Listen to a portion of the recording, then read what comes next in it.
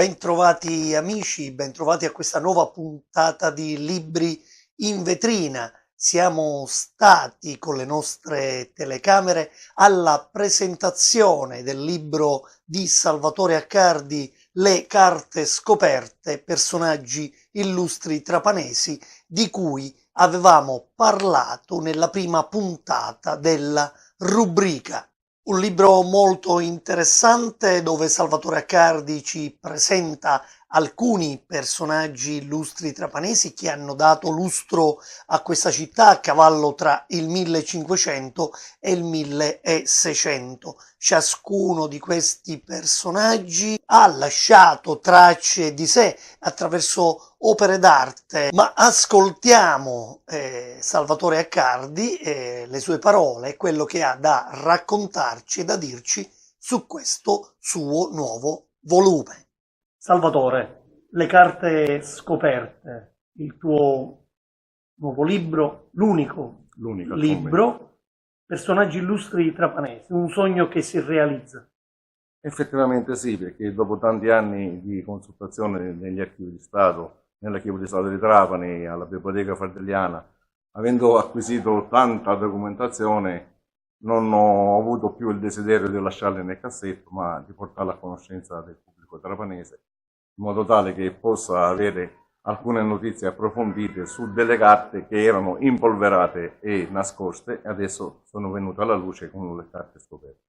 La scelta dei personaggi illustri che tu citi in questo libro è stata una scelta casuale oppure c'è stata una modalità attraverso la quale tu hai cercato queste figure, questi personaggi in particolare?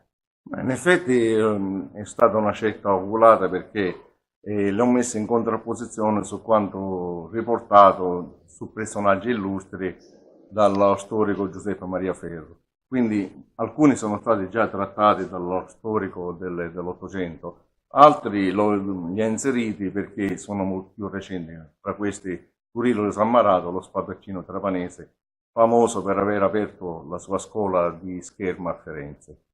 Salvatore, io ho letto il tuo libro e l'ho trovato davvero interessante e lo consiglio a quanti ci seguono attraverso questa rubrica Libri in Vetrina.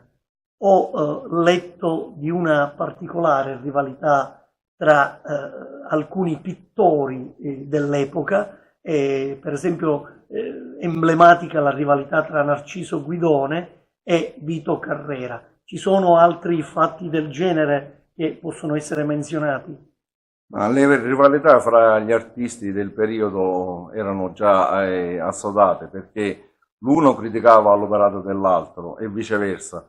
E invece interessante proprio nel periodo in cui opera Vito Carrera e Narciso Guidone, che fra i due c'erano quasi 40 anni di differenza di età, e trovare nei memoriali la presenza di altri pittori non trapanesi, pittori che erano originari di Roma e che venivano qui ad operare e a dipingere quadri.